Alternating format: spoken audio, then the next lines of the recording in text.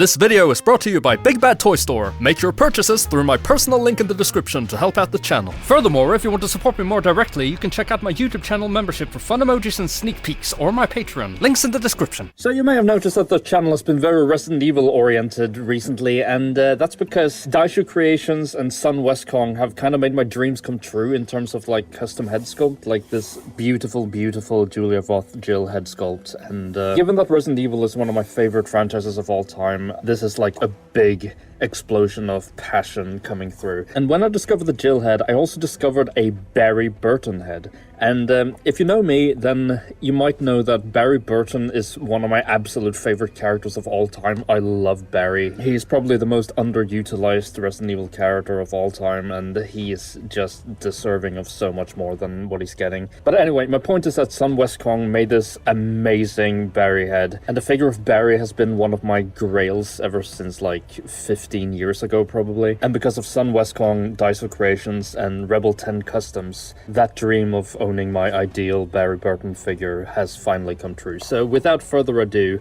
I give you my Barry Burton custom. And this is probably my favorite custom work so far, and it's going to be hard to dethrone it because I really gave this my all. Starting off, we can take a look at the head here. So the head is, like I said, a sculpt by Sun Westkong and then printed by DaishoCreations, and it's just perfect. It is Barry, and then I painted it up, giving it my absolute all. So normally, for instance, this facial hair here, Barry in the game doesn't have like a full beard. He has more like kind of thickish stubble. So I didn't really want to go and do my usual method of dry brush because I wanted to give him a bit more attention. So I actually brushed in all these like little strands of hair like individually, and I think it took a long time, but I think the result really paid off. I think this is probably the best looking like thin beard I've ever done. And then the rest of the face is just painted the way I usually do, but with even more care. I also bought a second Barry head just in case I messed this one up too much. And I think this one looks really good too. It's just, there's something going on with like this eye here that looks a bit off. I don't really know what it is. This one just turned out better. So Barry here is built on the Outback G.I. Joe classified body, and you might have seen me complain about not having the right fodder and the fodder not coming in stock on Big Bad Toy Store. But it finally got in stock, and I've decided to settle on the G.I. Joe Classified / Valiverse scale for all my Resident Evil customs. So the reason why I picked Outback is just simply because he had a white t-shirt on, and Barry's undershirt in the game is white, so I would just save a lot on paint rub. And it's also a bit thicker in build compared to other like G.I. Joe Classified figures, like here's Recondo. So at first I planned on using Rekondo's arms because they're not as buff as these arms, but then when I swapped them on, it just looked really like weird, considering the extra heft this custom vest by Rebel 10 Customs gave him. So I settled on using the Outback arms, and they actually do look really proportionate to the rest of the body now. Moving down, this is actually two sets of like leg pieces. So, and that's because under here is the Outback floaty piece, and on top of that is the bazooka crotch piece. And that's because I really wanted to use the bazooka legs because they are quite a lot thicker than, like here's Recondo for instance. You can just see how much thicker these legs are.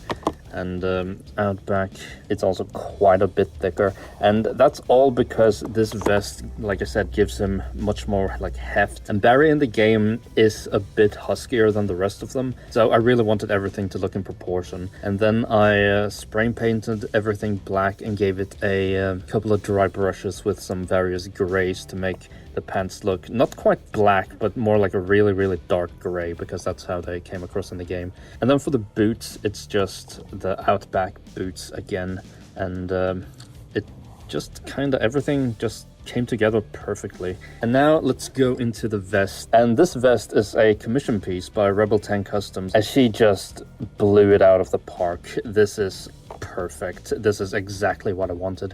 I wanted a soft goods vest because I wanted all the articulation to be preserved, and I wanted the butterfly joint to still work and everything. So soft goods is something I decided very early on, and she just knocked it out of the park. If you look at the original picture, you might notice that this vest is quite a lot darker than the original, but that's because I decided to paint it a slightly darker shade of red just to make it like a little bit more game accurate. And then all all these belts and such are custom. This is the, I think it's the Outback belt where I cut off like the harness piece and then I attached this pouch here. And because of this obviously being wider than the waist part, I did some magic. So you can actually see a seam line here. And I think there's a seam line somewhere else, but I can't really find it. And that's because it's two belts combined to give it like a little bit of extra length. And finally, this like gun strap here is Rekondo's.